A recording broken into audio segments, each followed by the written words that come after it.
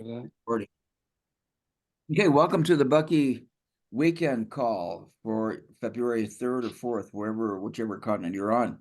We're doing critical path, and we're going to review phase 1 individual critical path to the ultimate. We're going to review that because we did it last week, but we'll review it quickly. Then we'll go into phase 2, the collective. So we're going to be able to compare his plan for the individual and the plan for the collective, and that should be fun. Cool. So, Ed, you're here. How are you feeling, and what do you expect to get out of today? I'm grateful. Okay, number one, Steve, thank you for always collating all our discussions and sending it out very timely. It helps a lot. And the other one is thanks, guys. I went down the rabbit hole, going down the Daisuki and the what's the other one now? The life arc, and I ended up going into reforestation and turning desert sands into fertile farm. My God, I went down this rabbit hole and absolutely enjoying it. So thank you very much.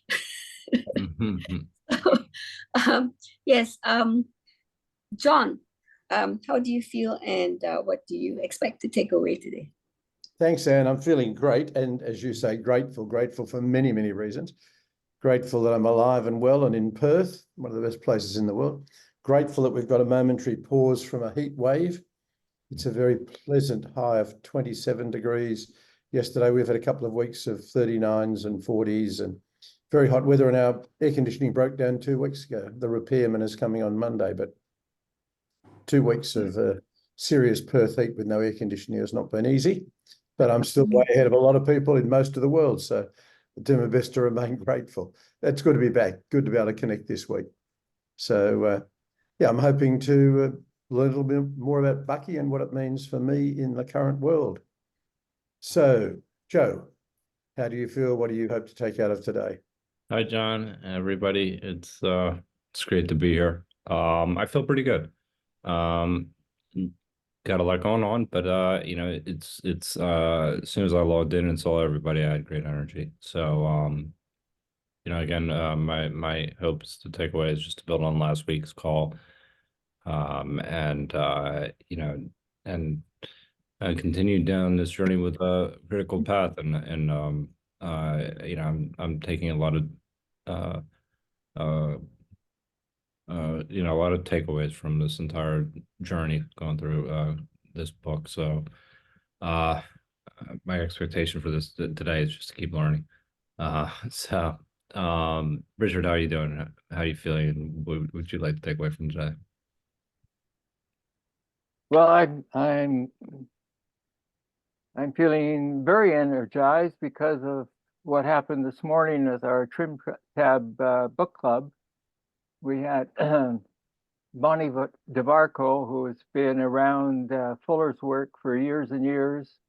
She's been very involved in the Stanford collection and knows Fuller's work and history inside out. And today she spent 2 hours with a well-prepared presentation, kind of slideshow. And it was like walking the entire sort of 87 years of Fuller's life in a couple of hours, along with somebody who walked side by side with him for many years. And a number of the people, we had the biggest turnout we've ever had, and a number of the people have been, their time with Bucky went back to the 60s, to the 70s, to the 80s, to yesterday, in terms of their experience. So it was really a delightful morning. And so in some ways, not only do I want to take more things away from our sessions together, but I feel that I can put more things into it for takeaways from any one of us. It was just pretty invigorating day, or this morning, as you can probably already feel that kind of energy is still kind of flowing out. And one of the things that we were just talking about before we got started, but was the the educational sort of system and approach that Anne is working with. And it was delightful to understand that East-West kind of combination that you're putting together for students. And so we got into the whole idea of learning through play. And then that took her on to kindergarten. And then that took her to the founder Friebel in Germany and who he influenced. Anyway, so I hope to take away the integration of what we were talking about this morning and what we're going to talk about today in terms of a deeper kind of look into some parts of, or the particular parts of critical path. So over to you, Steve, and how are you feeling, and what do you Well, want to get out of our time together today? yeah, well, I've been ill most of the week, trying to catch a cold, and it's really gone to my throat. So we'll see. And then I had a band thing I did today for 4 hours, and I sang hard for 2 of those last 4 hours, and I just got out about an hour and a half ago. So I feel bushed, but I'm excited about this critical path journey that we're on. We're just beginning critical path part 2, and a couple of pages ago, but we're going to start on page 255. But on 252, he starts out saying that in previous chapters, critical path part 1, I sought to forestall any hesitancy or any hesitance on the part of humanity to go for the works, and because it's everything for everybody or it's oblivion, and then later he talks about that he's much of the successive emergencies will prove to be caused by society's adoption of only a few of the artifacts that he's generated. So he's predicting we're going to go through a lot of emergencies, and today we're going to be talking about that plan. So I'm excited about that, and I'm hoping I have the stamina to make this go. If we're ready, we'll go ahead and start. John is here with us, and Yes. so we actually covered phase 1 individual last week, but I thought it's only a page or so long, page and a half, 2 pages long. If we run through phase 1, then we can jump into phase 2 and we can do comparisons. Phase 1 is individual path, and phase 2 is the collective path. So we start from here. I think it'll give us a good context. Right. So I'll start there. Yep. If you Here would. follows my critical path program of realization, as first inscribed in 1927 and many times revised thereafter as part 4 of what I call comprehensively anticipatory design sciences universal requirements for realizing omnihumanity advantaging local environment controls, which are omni-considerate both cosmic evolution potentials and terrestrial ecology integrities. Now, I tell you, that is a mouthful. Yep, Yeah. it sure is. Yeah. And we Mindful. What, Richard? we talked about that this morning, and Bonnie and E.J. Applewhite, they condensed it down to what they now refer to as CAD, comprehensively anticipatory design. Cool. Okay, so we'll continue. Sure. Phase 1 individual, critical path to ultimate. Realization. The whole program of realization is to be considered in the following order, which breaks into 2 primary categories or phases. A, the initial work to be undertaken by the individual prior to engagement of the aid of associates, and B, original and initial work to be undertaken by the first group of associates. These 2 phases may be organised as follows. A, research and development by initiating individual prior to inauguration of design action and development action involving full-time employment of others. inauguration of a general work pattern as a natural pattern coinciding with best scientific procedure, to wit, preliminary, initiation of diary and notebook, initiation of photographic documentation, initiation of tactical conferences. Let me pause right here just for a second. This is going to be his outline of the individual's approach, research and development by initiating individual. So this is his checklist for you and me. And then B is going to be phase 2. And this is again, undertaking of the collective. So this is these No, things. no. I don't think so. It says phase 2 collective Where does it say that? on page 257. On page 255, it says phase 1 individual, and it starts off with 4A, Yeah. and then it goes down to 4B, and that's the collective.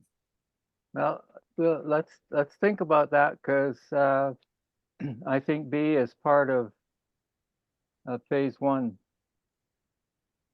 It's not on page 257, but so as proposed, that we consider that what he's proposing now is what you and I need to do as individuals if we want to see his methods brought out, and I'll Okay. stand corrected later if I missed a point here. If you want to become a CAD, Yeah, if you want to become a cat, exactly right. Okay, I'll roll it down here so you can continue to read. yep, okay. So we had initiation of diary, initiation of photographic, initiation of tactical conferences. 1, comprehensive library study of accrued arts. A, past, B, contemporary. Critical path. Well, whenever you see these small dark things, those are Oh, just that's page the numbers. page numbers and So you headings. can Yes. skip those in the reading. So Yes, okay. past, contemporary, and then theory of design. And theory of design. Pertinent arts to be studied by the initiating individual include anthropological data, energetic, synergetic geometry, the philosophy of mensuration and transformation, relative size. 3, theory of structural exploration. 4, theory, let's see, where do I go? Structural, mechanical.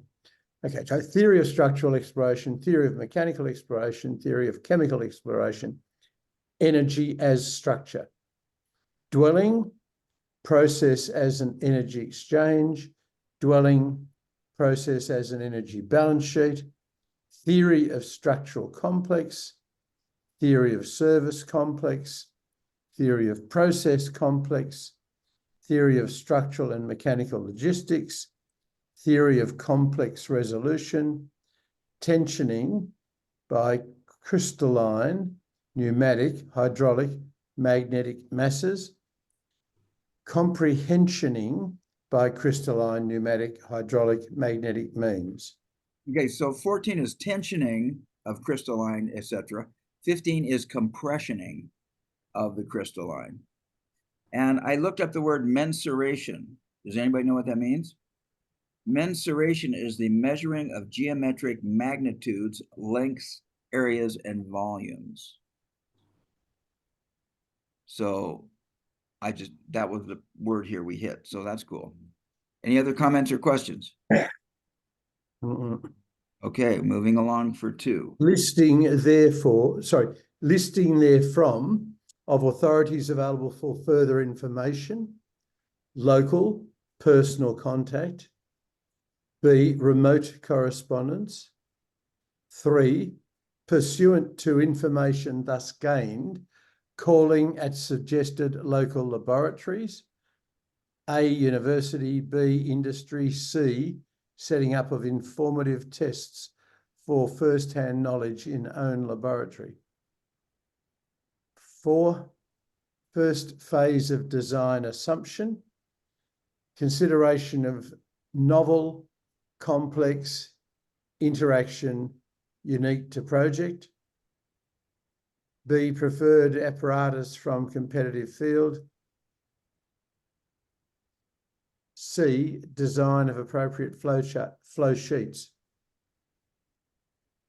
flow sheets submitted to those competitive specialists who have proved helpful in steps 3B and 3C.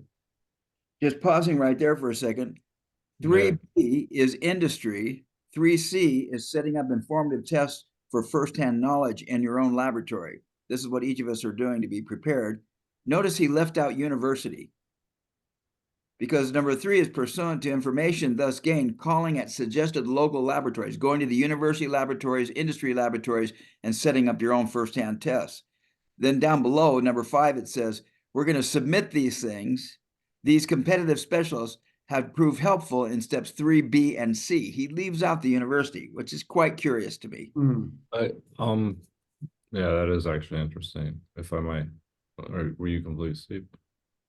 It's what I'm complete. I just wanted to point out that unique thing he did there. Really quickly, considering the complex interaction unique to a project, that's actually interesting to me. Does anybody have any thoughts on that in particular? And the reason why I ask that, obviously we're working through the individual part, but I'm thinking about this as something that is, that it can be replicated. And if it can be replicated, then I guess, if it's complex, then, that becomes a little bit more difficult if things be, if the initial phase is complex. In other words, it's not something that just, it's always novel. And if this is something that's always accessible to us, I don't know. I'm just thinking about scale. Which one is that again? A. Under the design assumption. 4A. So if I'm looking at 4A in relation to the 15 other points, that's what I'm trying to link. First phase, design assumption, consideration of novel, complex interaction, unique to the project. So in other words, we're looking at if we go back to this list of 15 items, if we're an individual who's engaged in this project, we're going to look at the theory of design. We're going to cover anthropological data, which is what he's done in this book, right? And then he talks about energetic, synergetic geometry, then the theory of exploration and the theory of structural exploration, mechanical exploration, chemical exploration, structure. And so energy exchange, energy balance, theory of structural complex, theory of service complex, theory of process complex. So he's used that. He's looking at this as a matter of complexion. Okay.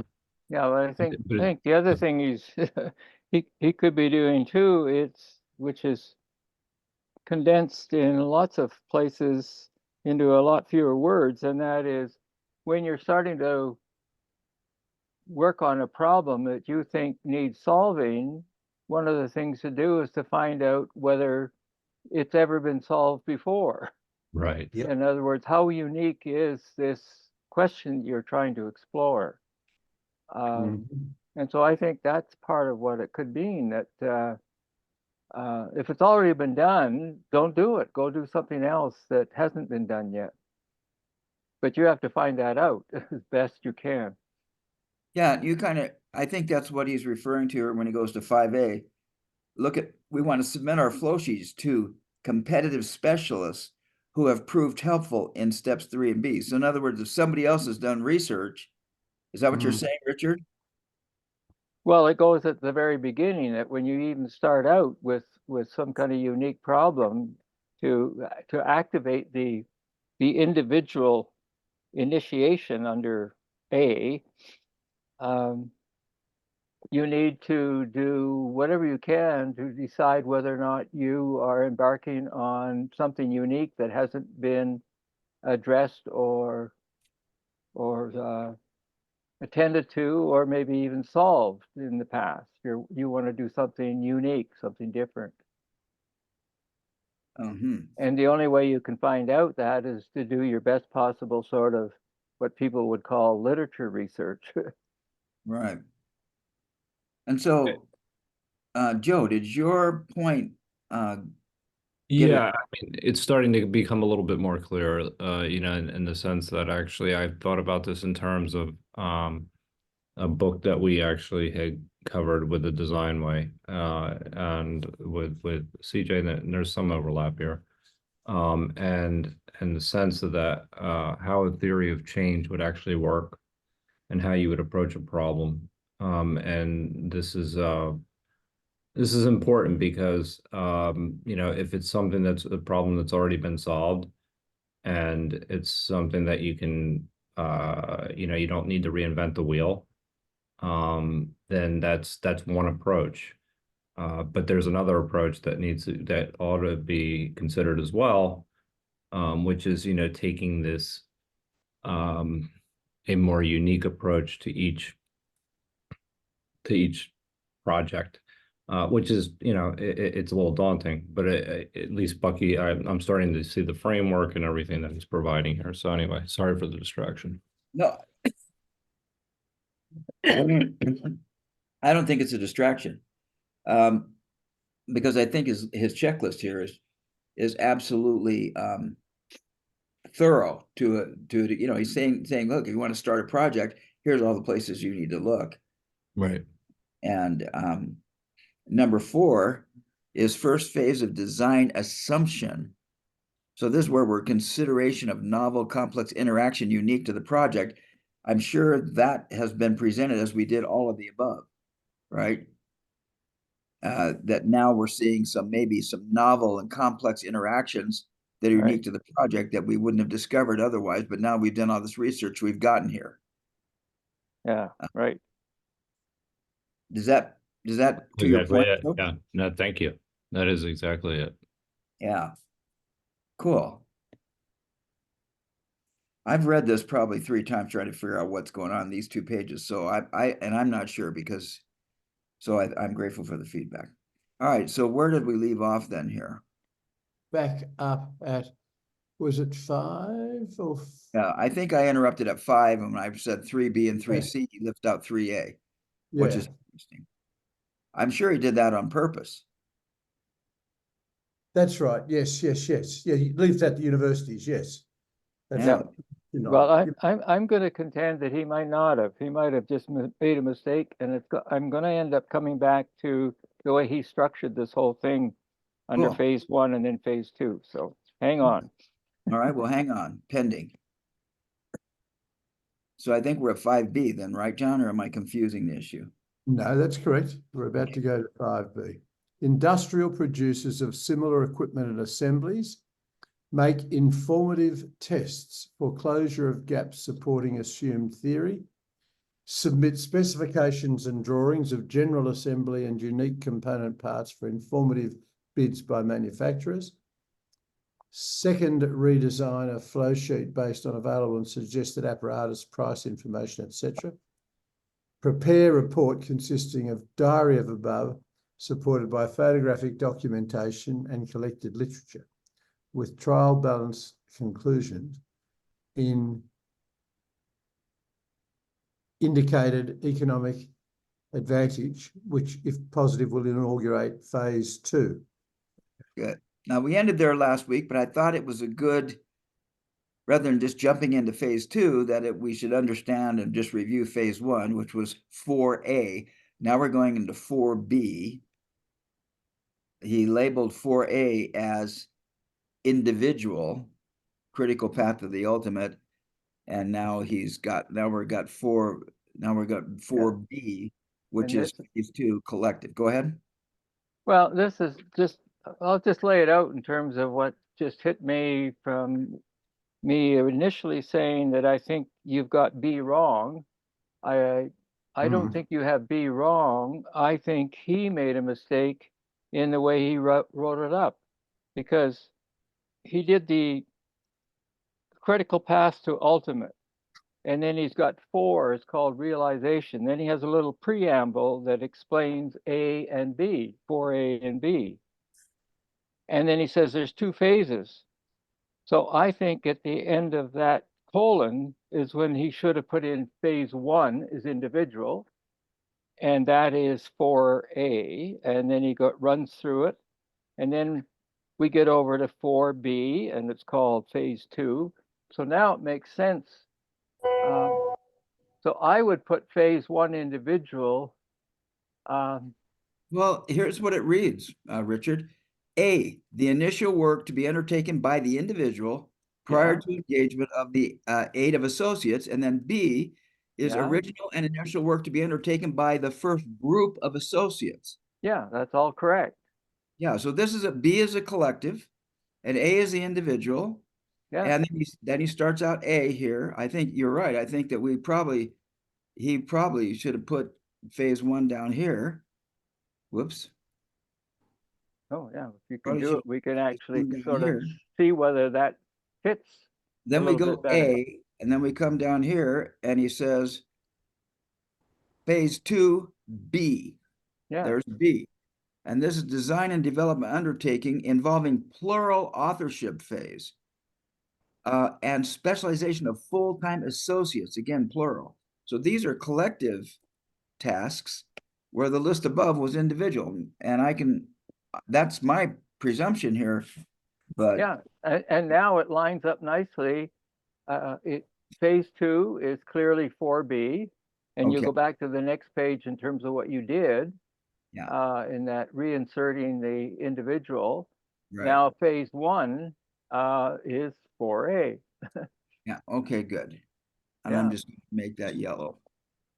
So Indicate- see, that's why I'm saying if that was sort of an error, ordering error, Yeah, then the fact that university is not in might have been just a typo as well.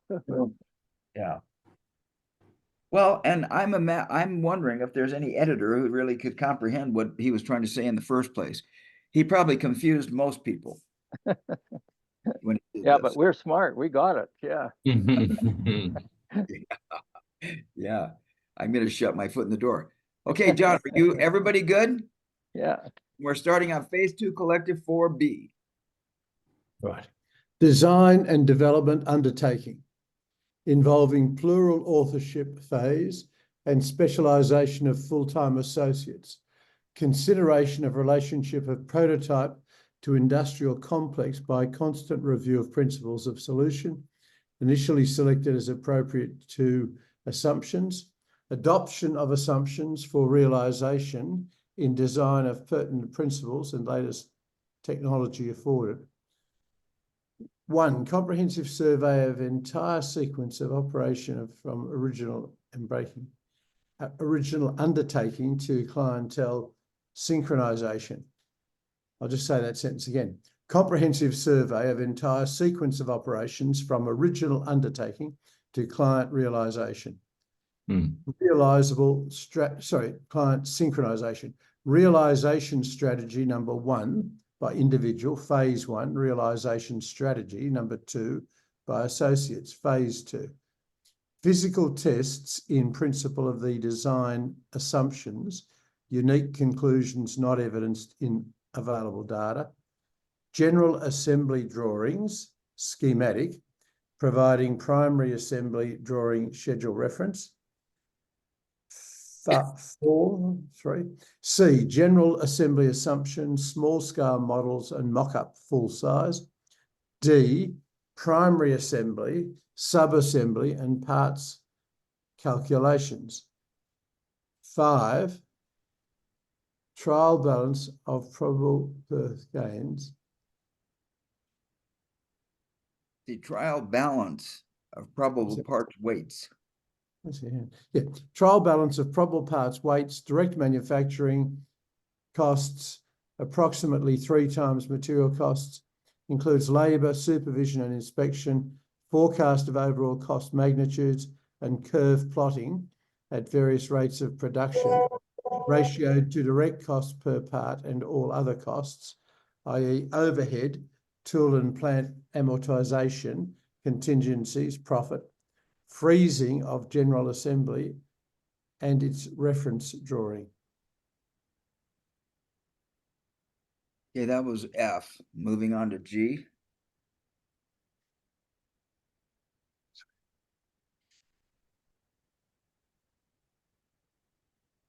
Sorry, I just lost myself again. Steve, where am I? You're at G. C, D, F. Oh yes, drawing for first full-size production prototype commences in general assembly, primary assembly, sub-assembly and parts. Budgeting of calculating and drawing time is set with tactical deadlines for each. Parts drawing and full-size lofting and offset patterns. Prototype parts production on soft tools commences. Sub-assembly and primary assemblies replace mock-up parts. Physical test of parts and sub-assemblies with obvious corrections and necessary replacements, not prototypes or desirables, which must be deferred until second prototype is undertaken after all comprehensive physical tests have been applied. Photography of all parts and assemblies, full assembly completed and inspected, cost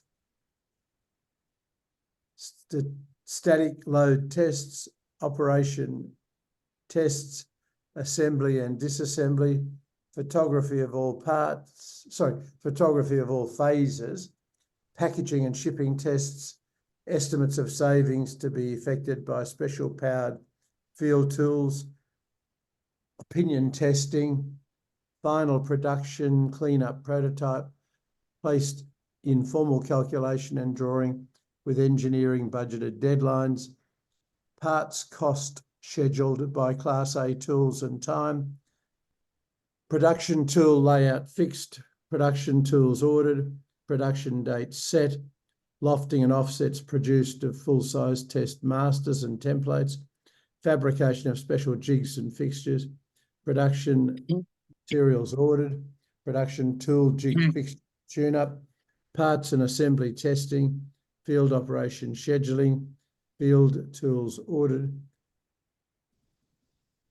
distribution strategy in terms of initial logic limitations, field tests with special tools, field tools ordered or placed in special design and fabrication, test target areas selected for first production.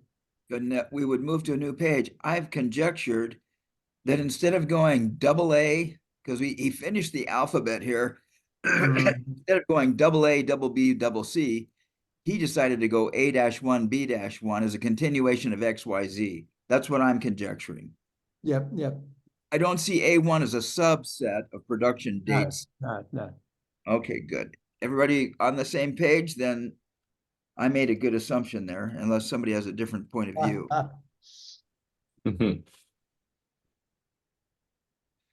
Okay, good.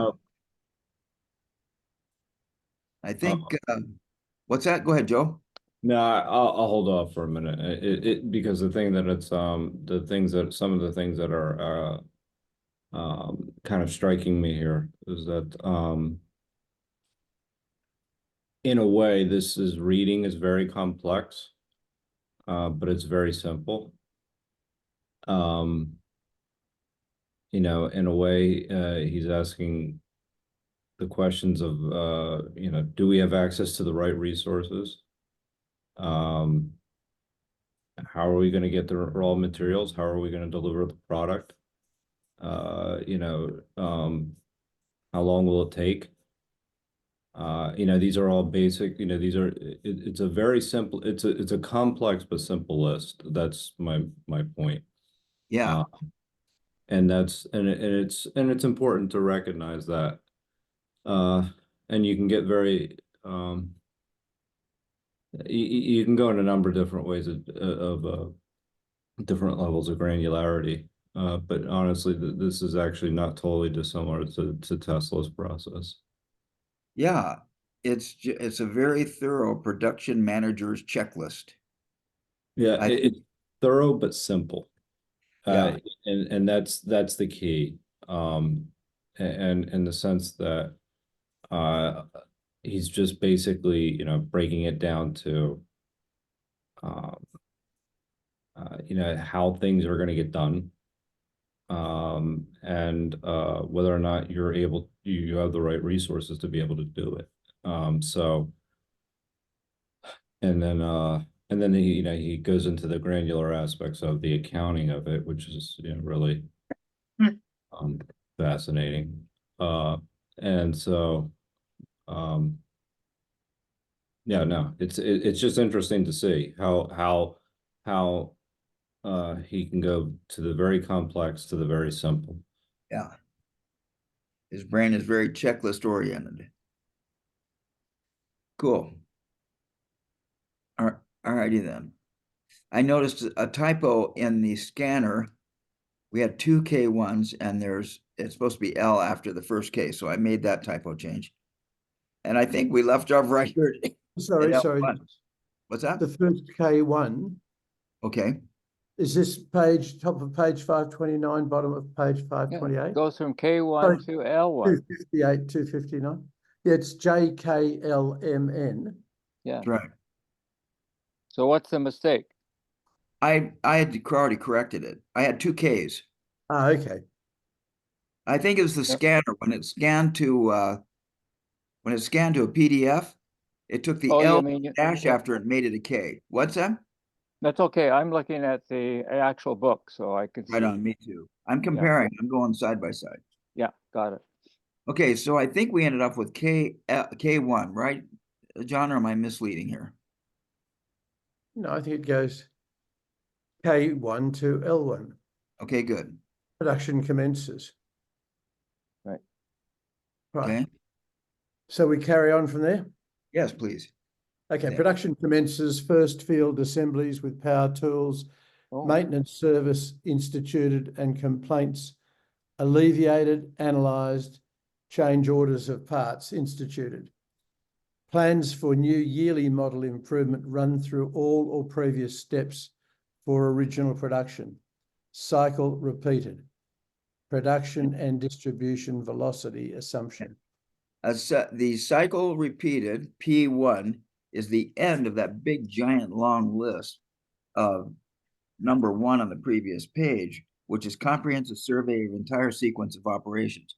So all of this stuff here, including the ABC, is his comprehensive survey of entire sequence of operations from original undertaking to clientele synchronization. So that's what we've been doing. Realization strategy number 1 by individual and realization strategy number 2 by associates, phase 2. yeah. So phase And 1 now, is individual. if you want to come back to what Joe was talking about, this is where again things can happen. If he is writing that this is a comprehensive survey, Right. then it should be understood as such in Yeah. terms of a long list.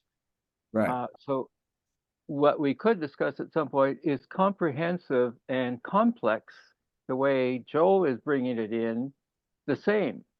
Or in terms of language, do we stick with comprehensive? And then actually, again, we talked about this morning, but and CJ talked about this in terms of comprehensive comprehension. So I would be looking at this and say, okay, that's a comprehensive survey. There's the list all the way down, 26, plus all the other lists short of 10 to get to the next one. And then I would ask, is that list so comprehensive that it's hard to comprehend? Yeah. And then if you say yes, then you try and find ways to sort of condense it in a way that it's still comprehensive, but it's more comprehensible, which is what I think Joe's trying to get at when he uses complex and simple. Right. That's Yeah. exactly you've captured that beautifully, Richard, and I appreciate that because I'm looking at two different things while we're reading, and one of them is the book that CJ was quite fond of, was The Design Way, and it's looking at complex and dynamic situations. I'm not going to go into it, but it's something called the universal ultimate particular. But it's just anyway, it's a particular to a specific problem. So what you would do then is kind of scale this back to fit whatever the problem is that you're trying to to solve Right. Yeah. and customize it. Yeah. Hey, Manu. Yeah. Hi, Manu. Morning. Good morning. Glad to have you with us. Yeah, try. Yeah. It's been a Good to while. see you. It's good to see you. And your new computer's audio is working very well, sir. No, this is my iMac. Well, that's This is your my old. own. Well, Yes. maybe you're just whispering, but it sounded really good. Thank you. Mm. All right, so here's our collective list. Again, realization strategy number 1 by individual, which is phase 1, then realization strategy number 2 by associates, phase 2. So this is the collective resolution, big giant checklist for getting stuff done, and I think there a space between this and this would be helpful because we're leaving one behind. One is comprehensive survey, and then 2 is production and distribution velocity assumption. Very interesting. And I think that's where we are, John. If you, Yep. So production and distribution velocity assumption. Plotting the assumed progressive mass production curves, should that be curves? Anyway, to determine basic velocities of new industry. Tensioning by crystalline pneumatic hydraulic magnetic means. Compressioning by crystalline pneumatic hydraulic magnetic means. Consideration of manufacturers' basic production forms relative to proposed design components for determination of minimum steps, minimum tools, and minimum waste on production. Mm-hmm. I checked on the word curbs in number 3, John. Yes. And it is curbs, curbs. That's exactly how he wrote it. Okay. Mass production curbs. Yep. Okay. All right. Consideration, mate, we're down to 6, aren't we? Yes, sir. Consideration by manufacturers' basic production forms relative to proposed design components for determination of minimum steps, minimum tools, and minimum waste in realization.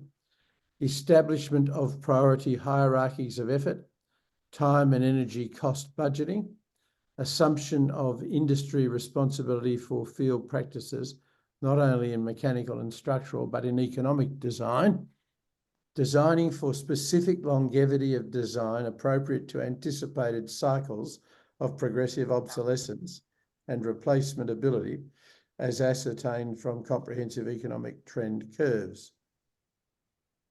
11, designing with view to efficient screenings of component chemicals for recirculated employment in later designs.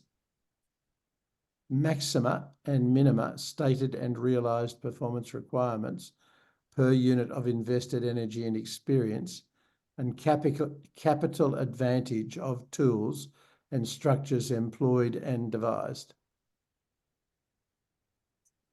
Logistics assumptions.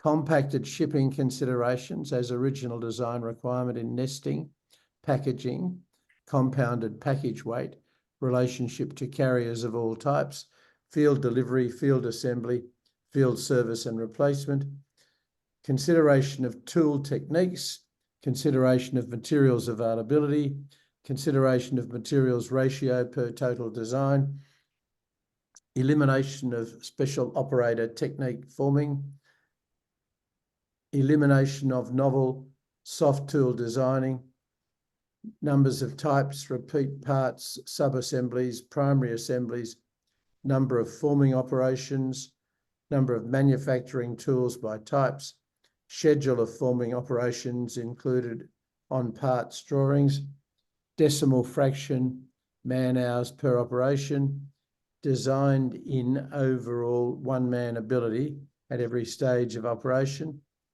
schedule of design routines and disciplines, establish a parts inventory of active and obsolete drawings from beginning, establish a parts budget of required design of parts for assemblies and major assembly and general assembly and molds, drawing dimension standards, establishing a numbering system of controlled parts, establish purchasing techniques, jig and fixture, lofting techniques. Okay, let's pause there for a second. So that completes B, Yep. which is The B. involvement of others. B was the design developing undertaking involving plural authorship. That was B. Interestingly enough, he has on B, I'm going to remember where we're doing this here, but on B and on A, let's go back up to A, he has 4 in front of it. So he has 4 right here. He describes in our opening paragraph today, revised thereafter as part 4 of what I call the comprehensive anticipatory design. Then he has part 4 here, realization. Then he shows A and B. And then we start with phase 1 with capital A. Then we go to phase 2 with capital B, and he puts a 4 in front of it, interestingly. So then we go down through here, list all those things, and now we have C, but there's no 4 in front of the C. No, And so either same way we're, there's no 4 in front of the A. well, there's 4 in front of the B. Yeah. And then he goes down through that whole thing with all those subcategories and then comes up with C. Yeah. So interestingly enough, and then C ends his tirade here or his rant, so that completes it. Whether there should be a 4 in front of there, I think there should be. But go ahead with C, John. Public relations to run concurrently with all phases of 4B. 1. Education of public. Rule 1. Never show half-finished work. A. General magnitude of product, production, distribution, but no particulars that will compromise latitude of scientific design and production philosophy of Just 4B. 4B. Yeah. Publicise the facts, i.e. the number of steps before consumer realisation, understate all advantage, never seek publicity, have prepared releases for publisher requests when facts are ripe. We're right. And that's the end of his checklist. So we've just completed his giant checklist for critical path for design, for comprehensive design. Yeah, and Okay. just look at that very last part. It really, to me, sums up by saying, don't give anything that's proprietary away. Don't let it leak out. And Yeah. then he calls C public relations, and then C1D never seek publicity. Those two contradict each other in some ways. Yeah, understate all advantage and never seek publicity. But have prepared releases for when you get requests for facts. When requests for facts are ripe. When facts are ripe. Yeah, interesting, huh? Okay, now we go back into a reading. So we're in good shape. Okay. Any comments or questions or thoughts? Richard, we're all your. The one that I sort of spotted last time, and maybe it's in number 1 as well, when he talks about in number 1, he's talking about 3 whatever it is, it's 1C 14, 13, 14 and 15, where he separates out tensioning and compressioning, but he describes them exactly the same way. And he does it again when he gets to those 2 phrases again in B4 and 5. So he's saying tensioning by crystalline, blah, blah, blah, and compressioning by the same crystalline. So it's interesting. What does he mean by describing the two of them in exactly the same way? Yeah. Because I was trying to figure out when I first looked at it whether there was something in the tensioning that, you know, captured the notion of the tension in between, the connections in between, and compression would capture the weight or the pressure down on something, so that you begin to see the complementary principles of compression and tension and tensegrity. Right. But anyway, just a question that you'd Yeah. have to answer it, and I can't ring them up. You'll have to work on that, Richard. Yeah. If you get that done, let me know. Okay, if there are any other comments or questions on this, I'll just throw the question out there. I mean, it's worth asking. Did anybody think of anything that wasn't on that list? anything he So, forgot? Manu, do you have something? I have a comment. Prefer. Uh, Look at it. Manu says, public relations, giving away something preparatory. Has this not been one of the main differences of approach to production development between Microsoft, Bill Gates, and Apple, Steve Jobs? Yeah. How do you mean, Steve?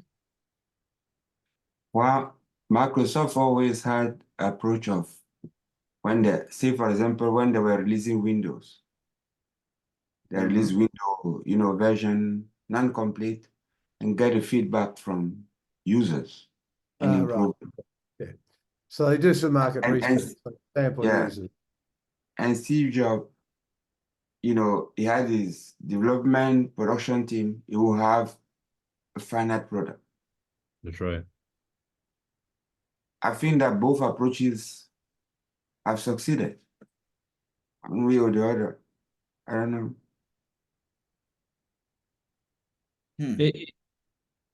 Oh, I do know, I mean, this is a side issue, but when Microsoft started getting into computers and they came out with their operating system, before that, there were competing operating systems, and one was an Osborne CPM operating system computer, and it was real popular. I carried it around when I teach my real estate seminars. It was like carrying around a sewing machine, a portable sewing machine, and it had a modem on it that operated at 750 baud. And I could download information on that thing. Osborne computers were selling like hotcakes. And then Osborne came out and said, I'm going to have a Microsoft operating system in my Osborne.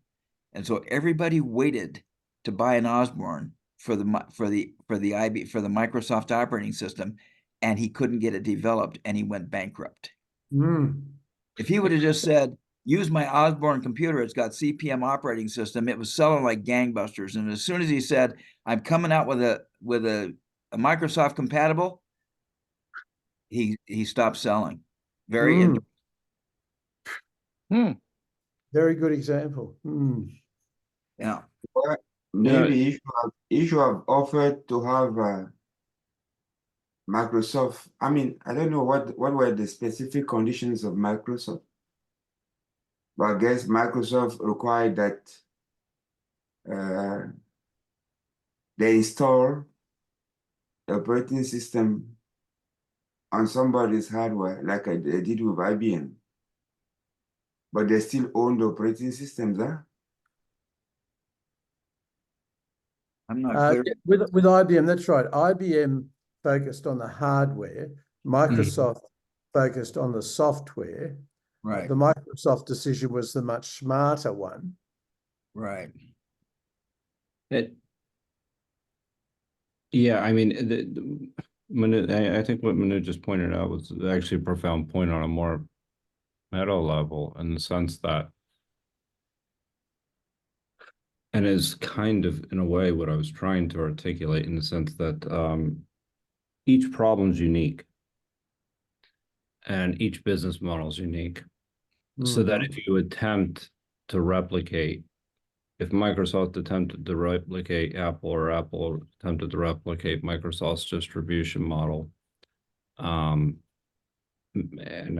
that's kind of a generalization, but nonetheless, it may not, it may not have worked.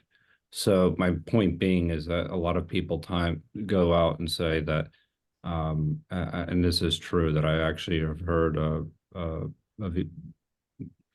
well-known VC say, don't try and be the next Steve Jobs. Don't try and be the next Bill Gates. You'll fail. They've already done it. Try to be the first you. And that comes back to Bucky's idea of individual. Mm. And if you link that back to the individual and the collective. And the reason that's important is because if you think about it in terms of how they just function, when Steve Jobs actually had come back, and this gets to the idea that you can't be necessarily rigid, and these solutions need to be flexible. He had come back to Apple, and Apple had started to lease out their operating system to certain computer vendors for a short period of time. And basically he said, we're not doing that anymore. We're not giving that away. That he felt that, and in that particular instance, he was right. He almost made a mistake with the iTunes store by essentially not allowing Microsoft to use it, not allowing it to be deployed on Microsoft's machines or software. That would have been a really big mistake, because then the iPod would have had problems catching on. So what I'm saying is that the flexibility of a solution, you have, and that comes back to what I was saying, either each problem is unique and actually needs to be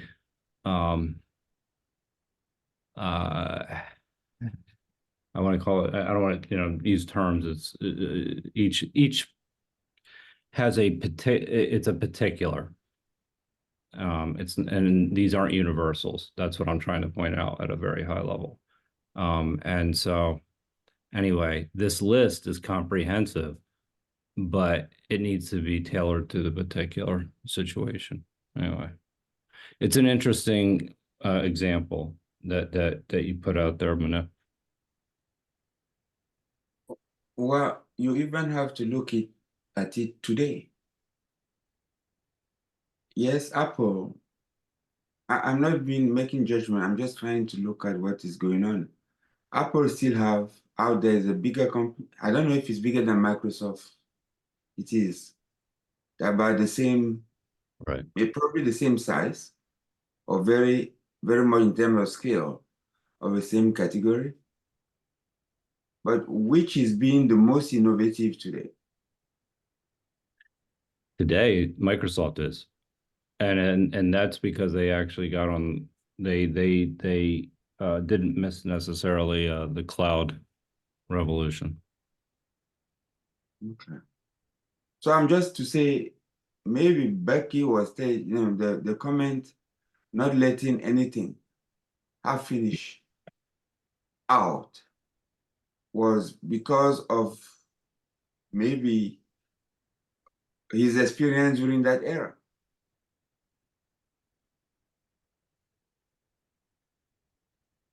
I mean, people still ideas and go solo with it. Right. Still rife. And that might be for the same reason that Bucky said he has to take how do you call it?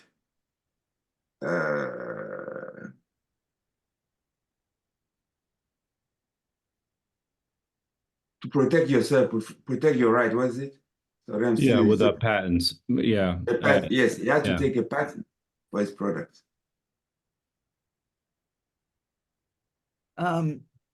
I notice here under public relations, one is educate the public. He doesn't have a two. Rule one, never show off finished work. Then he goes A, general magnitude of product, production, distribution, period. But no particulars that will compromise latitude of scientific design and production philosophy of 4B. 4B was that big giant list of phase 2 that we just went through. And this is 4C. I think we could put a 4 in front of this and we'd be not out of school.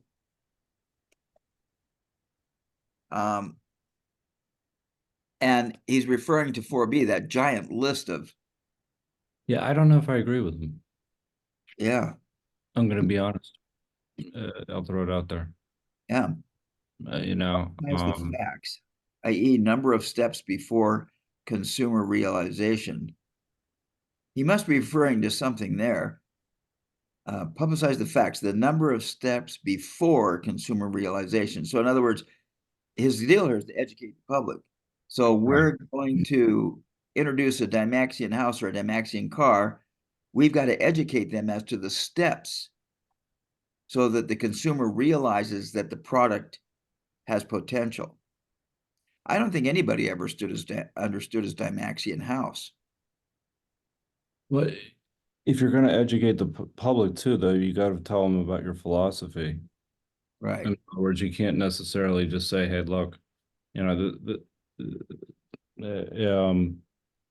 mean, the way it ought to be approached is, this is how I do it, and if you can do it better, that's the real way to make everything, make that's how Constant the improvement. ephemeralization. I'm sorry. Yeah. Constant improvement leading to ephemeralization, doing more with less. Right. Yeah. Actually, and the other thing is nothing is ever complete. Nothing. Right. Yes. And you keep working at it and you don't wait until it is perfect or complete before you sell it, right? So there is this term we use, work in progress.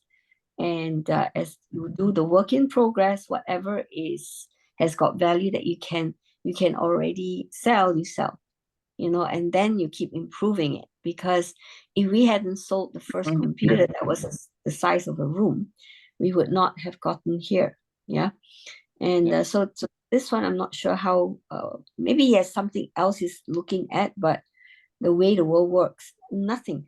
And I've been watching this Behind the Attractions by Disney World at Walt Disney.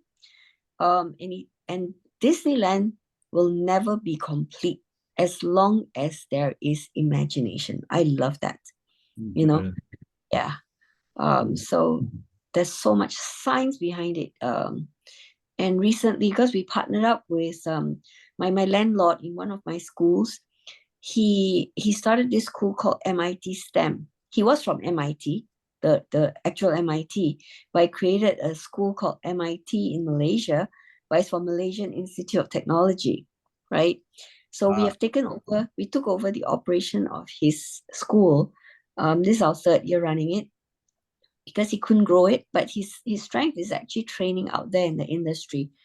So we were discussing how he's driving my students out of the class, because they were trying so much to cram as much in as possible for the children, and it's so technical that you can't do that. You got to inspire kids. You don't give them the dry stuff. So anyway, we had a discussion, and so now he's got so much information as to what is happening out there, that and all the fascinating stuff, and we just asked him to switch it around and focus on that. Yeah.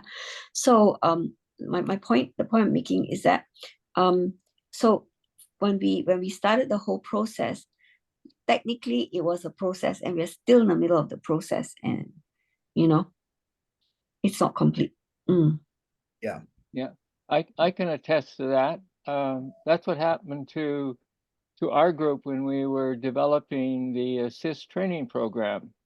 Our sort of conceptual design leader, writer leader, was a perfectionist, and if we didn't do 15 or 16 sort of iterations of the same issue, he and the rest of us were never satisfied. But we got to a point of saying, we can't go on until it's finished, because it never will be finished. And if we keep doing these upgrades or these improvements, we'll never get it out into the world where it might be used. So Sounds like one of my that was therapy. a hard lesson to keep Yes. on improving, but don't um, blockade Never finish. the release of it into the public. Mm. Yeah. And there are a lot of people who actually I like what Bucky has done here. He actually put phase one, the individual. I think the individual technically means that on the ground anybody can pick it up and move with it, right? And the phase two is next, and he put as phases rather than 1 and 2 as in groupings, but it's phase one, phase two. So a lot of people see number two, the phase two, and the fact that the list is that long, they're going for that completion before they even would work on before it would even come out. But I look at the phase two as actually getting to the critical mass. Yeah. So the first part will be just getting it out there, proof of to prove it, to not even proof of concept. I find proof of concept too oversimplified, like and not just simplified, but they undervalue, the initial part of the initiatives, right? They call it proof of concept. It's not really. It's already, the minute you can sell it, it's already a product. Yeah, but to reach the critical mass, then the second phase has to kick in. Well, That's how I feel about I it. think Yeah. the other thing too to discuss is especially in the light of nonlinear Mhm. kind of developments, that not only are we looking at critical mass, which is well understood coming out of the machine metaphor age, but there's also what's called critical disturbance. And that is where, one thing might tip something in one Yeah. direction or another, just like Betamax and Sony had that competition going. Or Sony, Betamax, and VHS. And Sony was by far the better product, but VHS won the day. So, and there was some kind of critical disturbance that kicked it over on the side of VHS, the lesser quality program, than to the other side, the higher quality program. They got out to more people faster. They grabbed a mind share. What happened? They got out to the market faster. Yeah, They yeah. got their product to more people faster. And even if it was the inferior technical product, more people had the other product, and that was what carried the day. Yeah, yeah. And that would be like essentially the idea of non-linearity, like how a small change can have a disproportionate impact on the system itself. Yeah. So I mean, and that's really important, because it leads to, it also speaks to the idea of unpredictable outcomes. So the idea of Richard, where you were just using with the perfectionist manager, which, believe me, I can sympathize with that individual. That the small change would have been just getting it out there, and that's what essentially VHS did versus Betamax. And that small change actually had a disproportionate impact on the overall market. Oh, yes. Thank you. Yeah. Yeah, I think that he rushed through on the editing of this book. I mean, we're going to educate the public as to the general magnitude of the product, the production of the product, and the distribution of the project, but no particulars that will compromise the latitude of scientific design and production philosophy, which was that entire list of 4B. So we don't want to do anything that will compromise the latitude of our giant checklist. Interesting. Publicize the facts, the number of steps before consumer realization, understate all the advantages, never seek publicity, but then when have prepared releases when the facts are right. But when people want to know about a fact, more about a fact, we give it to them. Well, Hmm. pretty. Yeah, well, and B is also speaks, I think, to what he called the gestation periods. Mhm. He put predictions on how long it would take for somebody, the public, to catch on.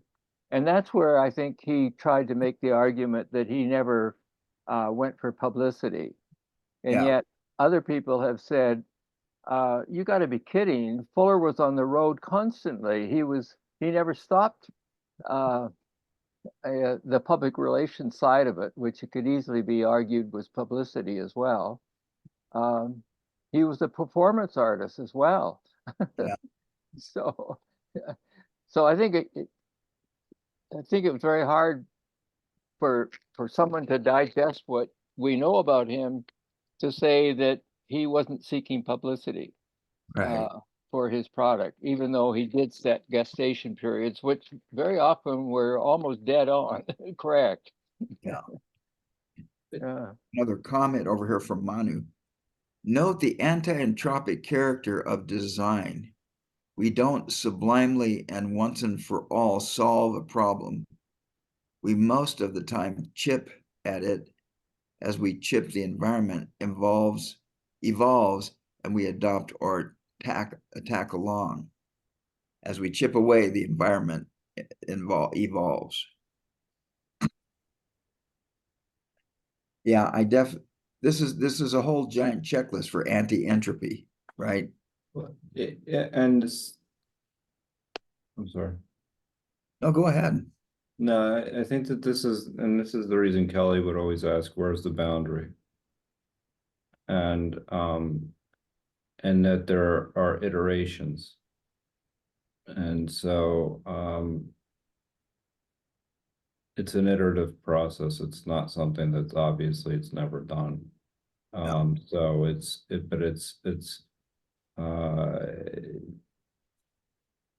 it's important to have a schema of that too. Yeah, the thing that I'm becoming more and more comfortable with in terms of various people's, I think, discussion around boundary is the introduction of the term membrane. And so that boundaries in many respects are actually membranes around something. We can think of the membrane around the body in the sense of skin, but even today in this other session, they were talking about the membranes that are around the heart or the liver or other so-called smaller parts of the larger system. So I really kind of like membrane as another kind of synonym for boundary. Okay. All right, let's continue. It's 9:20. We have some time, and I've kind of identified a nice breaking point over here on page 262, and we're still on page 261, and we have some stuff to read. So he's out of his checklist now, and Just a comment okay, go ahead, Manu. in regard to what Richard said. You know, we are misled by boundary and closeness. And how will I call it? No leaking. Boundary is essentially linked to the notion of exchange. It is a prerequisite because the boundary is what makes the intersection of two structures, of two things, because otherwise it's just the flow of energy forever. There's nothing. If there were no boundary, there wouldn't be a principle of energy flows and always flows to the point of least resistance. There got to be boundaries. So the notion of boundary essentially imply, as Richard said, membrane is an exchange. It's just that it is a distortion of a uniform field of how will I say velocities of or flow that was. So you put something, it is really a membrane. It is something that let in and out, but with lag, with some delay. My point is that boundary is necessary for exchange. If there's no boundary, there's no exchange. Absolutely. In the beginning was the word. I mean, essentially, that's a boundary. And really quickly, how would you distinguish between lag and gestation periods? I can create something there. Lag is latency, just how long it takes sound to get from one side of the room to the other. And gestation period is, okay, we've got 3 or 4 ideas working now, and they need to mature. I think gestation kind of, to me, connotes there's an egg that's going to hatch. It's gestating, but lag is just a phenomenon in the environment. That's my point, Joe. What do you think? I think I think that makes perfect sense. And Gestation looks like lag, but there's something, you know. no, I mean, I like the analogy of the egg, actually, that it's just that it's waiting, but it does, yeah, they're similar. And Yeah. Gestation is The growing radiative. period, the period of time required to grow something. Yeah. But So with a I'm baby, saying- 9 months. Giving Yeah. birth. Gestation Well, is from finished period. Yeah. From conception to giving birth. Mhm. gestation is from within and is radiative. Yeah. Lag is out and is gravitational. that's good.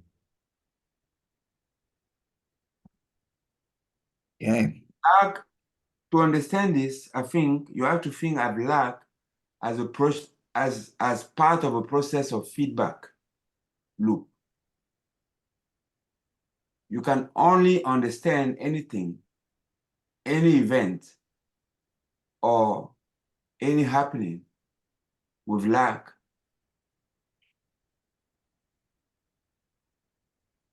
And if you take Kelly's formula, words, numbers, symbol, and focus. Lag had to do with the part of symbol and focus. And that's why, in my opinion, it's always very useful to look at any word or any phase of something that we think about in terms of how does this cycle? When does it cycle? Means it makes an entity. It makes something now that can start being counted as 1, 2, 3, or add or multiply to something. But to say just lag on its own doesn't make any sense, because it's just a phase of something that is 4. Okay. Yeah. All right. Okay, let's I think we can read about another. Really? What's that? Go ahead, John. Oh no, what you're saying is about time to start wrapping up, is it? Yeah, we have a few minutes. Let's see if we can get 3 paragraphs out of here. I'd like to get about 6 paragraphs out of here. Okay. That my 1927 half-century critical paths realization is seemingly 2 years overdue is an illusion. It took 2 years to design it, so it did not become effectively operative until 1929, which is just over a half-century ago. My 1927 path designing was deliberately undertaken with the following first things first objectives. I must avoid setting too short an overall consummation period for my critical path. It was of prime importance that I adopt a target date so far in the future as to avoid making uneasy any of the power structures of 1927. which might feel that their interests were threatened by what I was proposing. It was necessary that I reach so far beyond the power structure's research-determined vision of their most forward development that my concepts would appear to be either a pleasant pipe dream or innocuous nonsense. Yeah. I was able to do exactly that. The most powerful people I knew found me utterly uncreditable but interesting, and to some fascinating. This induced them to invite me to their parties to entertain their guests with my dreaming out loud. For this reason, the power structures press very frequently gave my projects prominent publicity. Because they found my concepts popularly entertaining, they published them ever more frequently and prominently, hoping for advertisements inducing increased readership. In 1930, the author of Buck Rogers told me he frequently used my concepts for his cartoons. I will now discuss the probable order of living reoriented realization of the I think this is a social. good place to pause. I Okay. meant to stop right there. That was at the end of the page. Mhm. And I think it kind of sums it up. And he's now going to discuss probable order of living and that's a new topic for a new day. Yep, sure. Okay. All right. Very good. So thanks for the coaching on that too, John. Okay. Joe, how are you feeling? And what are your takeaways tonight? I'm feeling actually, really fortunate to be here. There are a lot of things that I have to reconsider, like, just go back and kind of think about a little bit. Just thinking about being comprehensive and how complexity emerges from comprehensivity.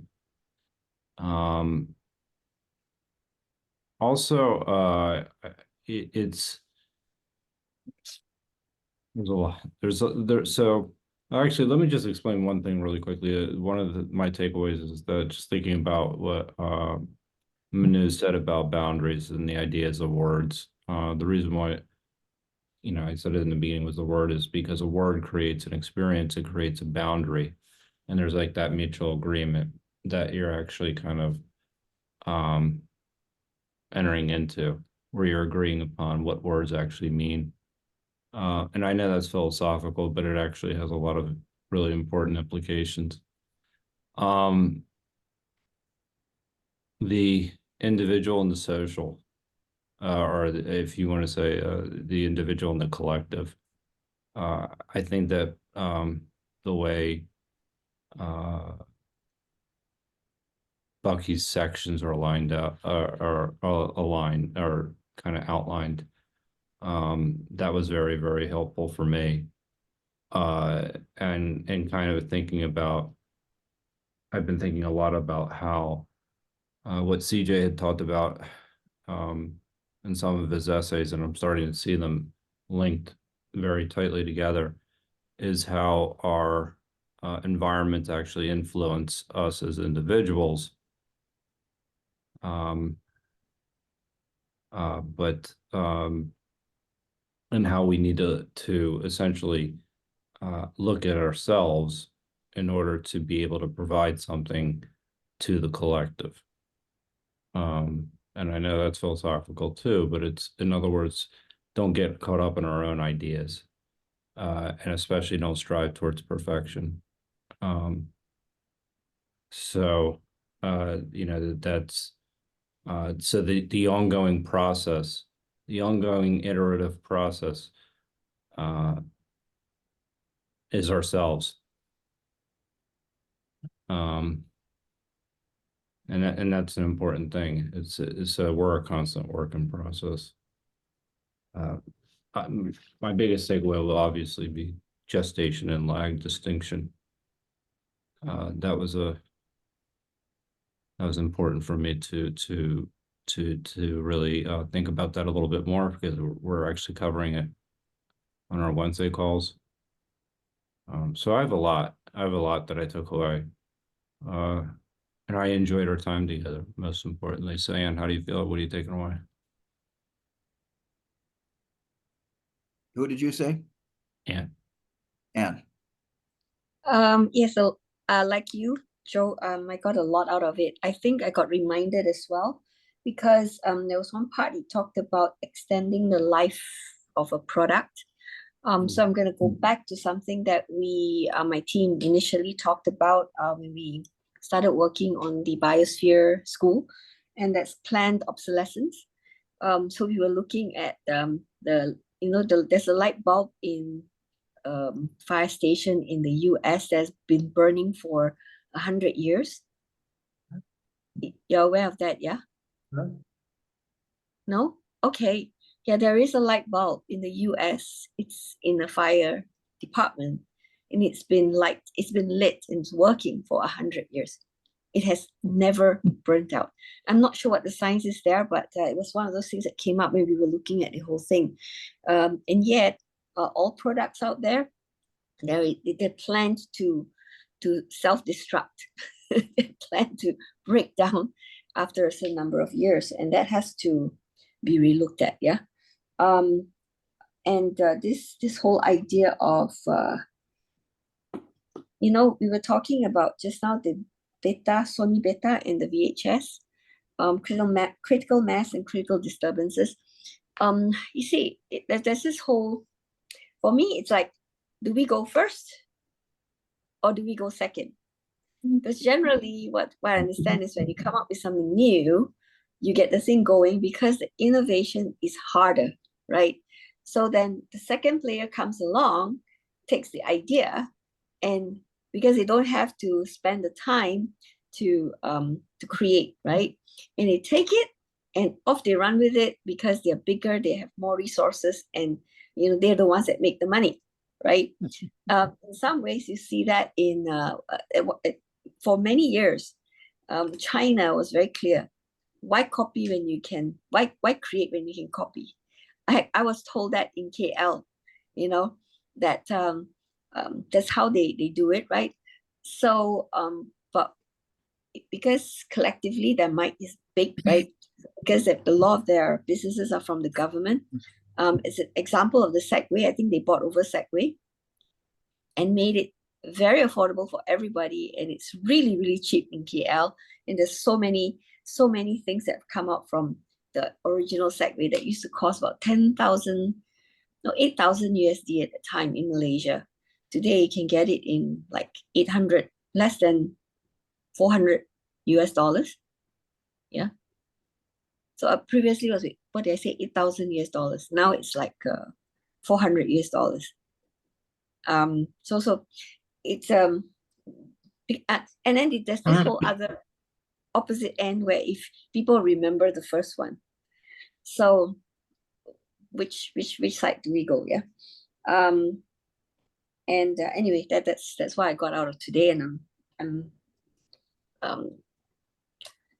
working on this planned obsolescence. I really need to look into that. Yeah. Okay. And Manu, how do you feel, and what is your takeaway today? Well, I feel first apologetic. I still not yet adapted to the new year. More than a month into it, but I'm gonna try. It was an interesting end that I joined there. And to be truthful, I think that Becky answered that question that we were having with Microsoft and Apple. Say, I must avoid setting too short an overall consummation period for my critical path.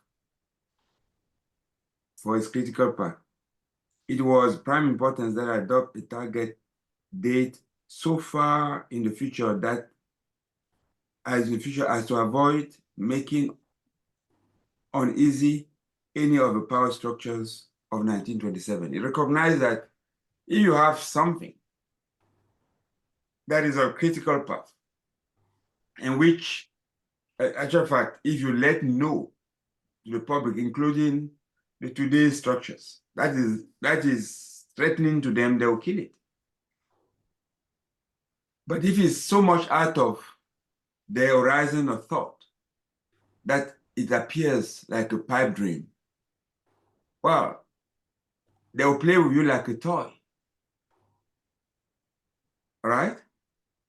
but you will be a Joseph in the house of the Pharaoh, in that you have a view of something, and then you bide your time for a long time, and then you participate in order to further your journey and your progress towards that objective. That's what I mean. So, yes, in this context, understand what it is. Because if you tell somebody, this idea is actually to destroy what's prevalent to you, what is the base for your power. I mean, the reaction would be to kill you. And the person has the ability to smash you right away. So from that, I understand this. But also I understand that even with big ideas, we need to kind of find a way for participants and consumers to participate in order to enrich, I would call it debate, enrich the process in a way that the product, which I don't think that you know exactly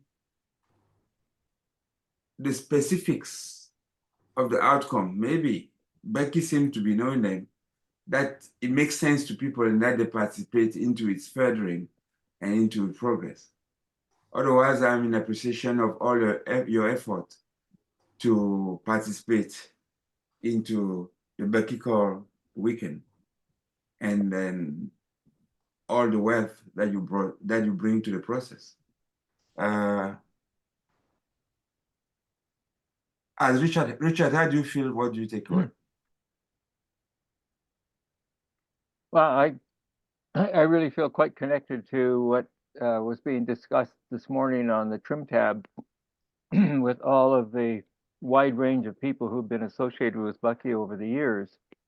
And in that discussion, as has happened in previous discussions, is this sort of frustration with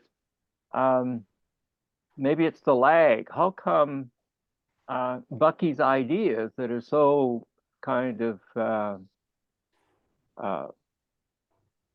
futuristic as well as practical have not caught on in our school systems and other kind of places for learning? And I think maybe what Manu was just referring to, and I was referring to it too in my own mind, could be the answer. That when he said, I've got to get out so far ahead that they can sort of play with me, and then they will sort of invite me, and through that invitation, I will be able to express my ideas into the public without maybe that's when he thinks he wasn't a publicity seeker because he was invited to share. But again, this morning they were talking about Bonnie DeVarco anyway was talking about how many Bucky's ideas are actually embedded in other people, and they're coming up with the practical sort of manifestation of some of those ideas. So it's like he's hidden in a whole bunch of other people in terms of what's being manifested today. So I'm comfortable now with the idea of with the question of how come nobody sort of buys into his things in the regular school system, etc. It's because what he did in 1927, he got out so far ahead that people are still think some of his ideas are either pipe dreams or innocuous, and they don't take him seriously.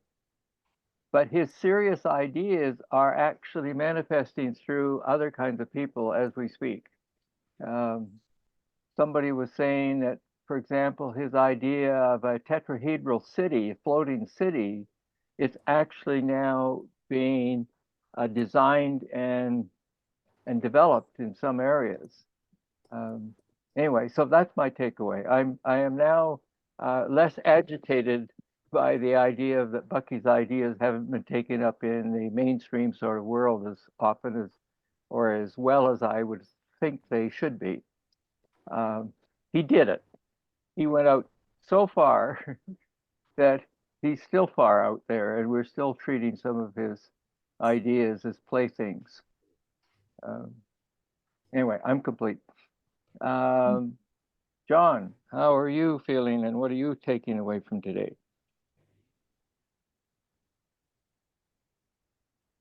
Hey, John. Well, I'll go ahead and share. This is a kind of, hey, John, are you ready to share your takeaways today? Yeah, sure. Yeah. Okay, good. And then I'll finish up when you're complete. I've had a very mixed day. I've struggled at times. I've been tired and then struggled to understand what was being said. And then other times it's been very clear. So it's been a mixed bag. Yeah. But at the end of it, I'm glad I was here. And I understand exactly what Bucky's saying about needing to work well into the future so as not to appear to be a threat to the present. And he did do that very well. And it's just a shame that some of these ideas haven't been implemented more effectively, more in a more timely manner. But anyway, we do what we do. So it hasn't been the easiest of sessions, but I'm glad I've been here and grateful for what I've got out of it. So who's left to go? I think I'm the guy left. You are the lucky last. Okay. Yeah. So, Thanks. Okay, well, this has been a frustrating. I'm with you, John. I mean, this is frustrating for me. I'm going along this tedious checklist of project management. okay. I'm invited to look at okay, there's theory of structural exploration, theory of mechanical exploration, theory of chemical exploration. You know, it's obvious that during Critical Path in the first part of this book, he talked about metallurgy and chemical development of resources and of atoms. You know, there's that one chart we had that showed how quickly they were defining the elements and went along for 50 years, and all of them they stacked up like the virus, right? And it kind of frustrates me when I was getting ready for tonight because I wanted to be a little bit thoughtful about what does phase one mean? Is that for individual, and what does phase two mean for collective? And then he's talking about here at the very end where he talks about how he promotes his stuff. You know, he didn't get rich promoting his stuff. I mean, he made money here and there, but he was kind of like Nikola Tesla and, you know, Benjamin Franklin in a lot of ways. He just did things because it was the right thing to do. And I noticed a couple of things here in preparing for this. You know, much of the successive emergencies will prove to be caused by society's adoption of only a few of all of the artifacts. In other words, he has all these artifacts that are going to prevent emergencies, but they're not going to be adopted. It'll only be through emergencies that they'll be adopted. And yet he's challenging everybody in this section to go for the works. You know, put everything on the table because look, it's either everything for everybody or it's oblivion. And that's on page 252. That's his opening statement. And then he says something that's where he talks about, you know, he doesn't want to make anybody mad. He wants to stay, you know, and just be kind of on this thing, do Buck Rogers. He'd rather be talked about in the context of Buck Rogers than confront industry. This is an interesting thing on page 253. The development of our omni-world integrating electrical energy network grid, which will realistically put all humanity on the same economic accounting system and will integrate the world's economic interests and value systems and lead most swiftly to the realistic elimination of 150 sovereign nation systems. The guy was an anarchist. I mean, he was a revolutionary. And so it's either he leads this revolution or he just stays with Buck Rogers and lets people, because the other thing is that he said here is that we must remember that our grand strategy is based on producing the artifacts that will induce the right behaviors rather than depend on politically enacted and enforced reforms. So here's all this political strife as the that's in the that's in the 2 pages prior to our little checklist of what we're supposed to do, ending in his public thing. So it's kind of frustrating for me in that regard, and it seems to be more comprehensive and more complicated than he puts it out to be there. I'm really grateful, John. Thanks for being patient with me while I manipulated the pages, and I should have said read down to that page break, and we finished that up. So next week we're going to start. Well, I will now discuss the probable order of living reoriented realization of the socioeconomic results of his work, and I'm looking forward to that. And it's 9:47, so my time in Utah, and so that's still, we're under our 2-hour mark, and we did good. You see, 8, 9, yeah, 10. All right, I'm complete for tonight. Any other thoughts or takeaways? Manu puts a comment in here, and so did Just a Joe. comment, I guess. Go ahead. My understanding was that Tesla was a more obvious threat to his contemporaries than Bucky. Bucky did avoid openly appearing a threat. And don't we still not know what happened to Tesla eventually? Are there not questions about what happened to Tesla? Yeah, I mean, as soon as he died, the CIA came in and absconded with all of his stuff. I mean, yeah. That's Really? not exactly normal, right? No.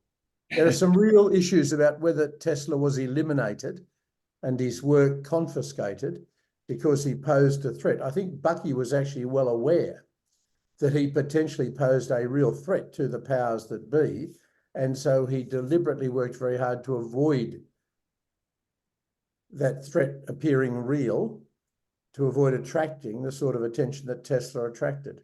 Yeah. But I think it would be interesting to juxtapose Franklin, Tesla, and Bucky. Mm-hmm. Because, I mean, to me, Franklin was as revolutionary in his ideas, but more he was revolutionary in his practice. And the way he went about it, I mean, I don't know if you would define success.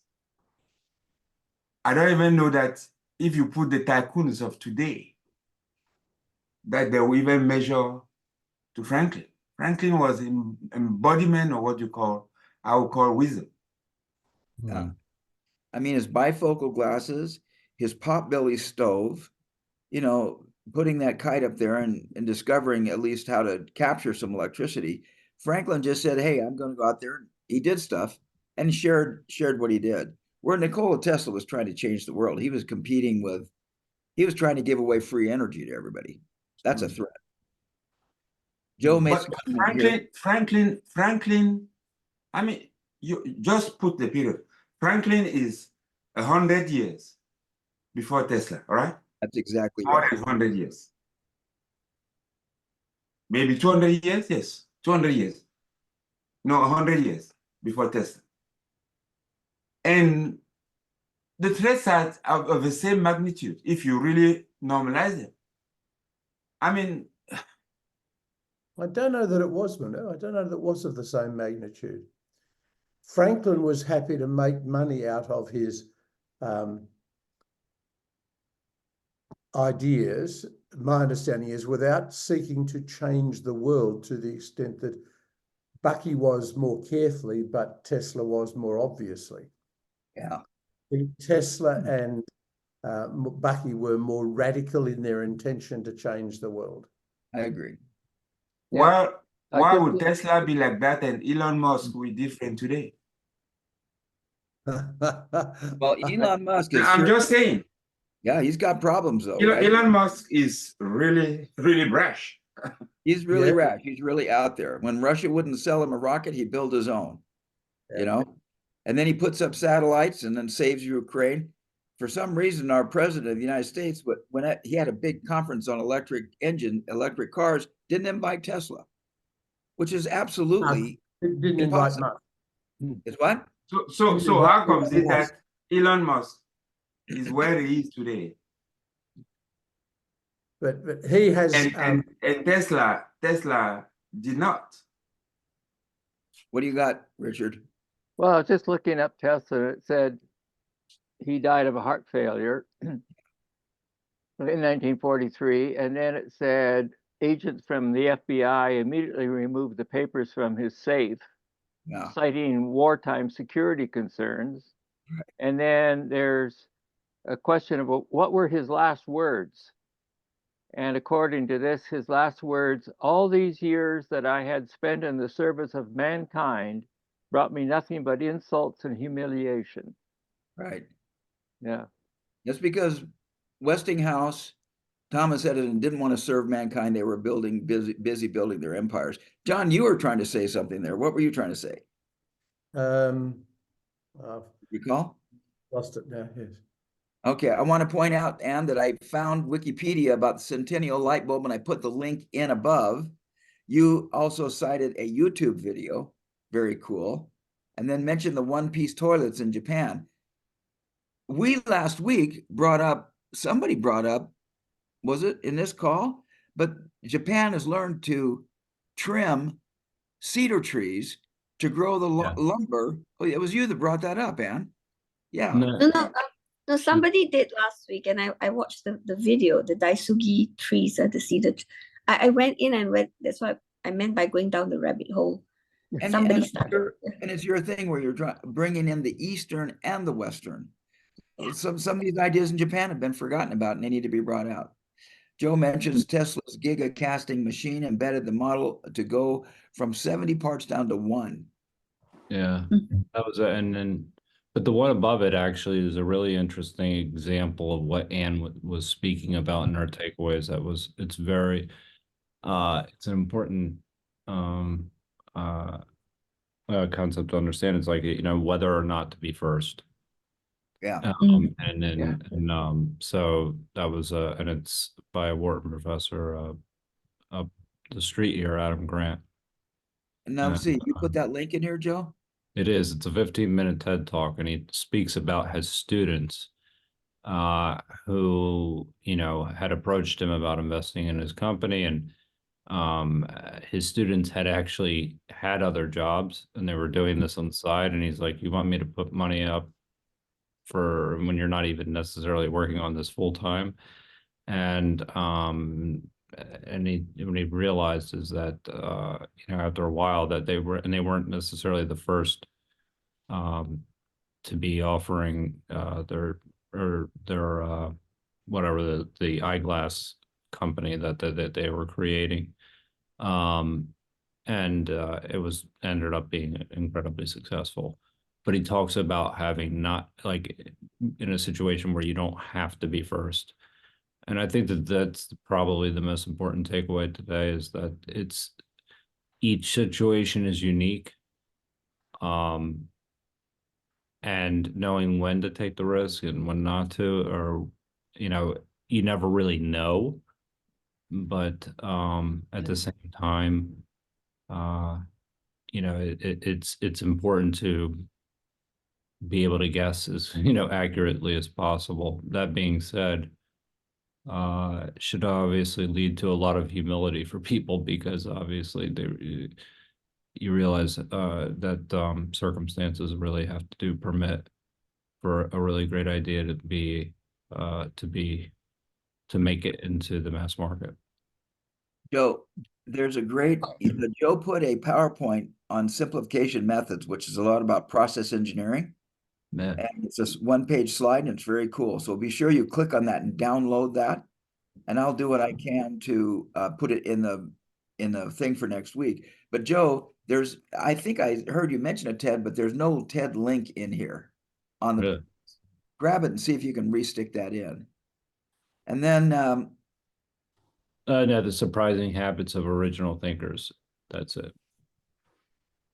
is the link in here? I didn't see it. Should be. Surprising habits of original thinkers. Yeah, that's there. Click, make sure you can get it. I'll Which put it one is again. that? I'll put it right now. It's just like, Surprising habit of original thinkers. Yes. Yeah, I saw some comment about original thinking, but I don't see an active link. So I will put the original. link in there now, and it's Okay, there's the link, so we can grab that. Okay, and I may have interrupted somebody here at the end. Wow, we're approaching the top of the hour, so we've been utilizing our time really well.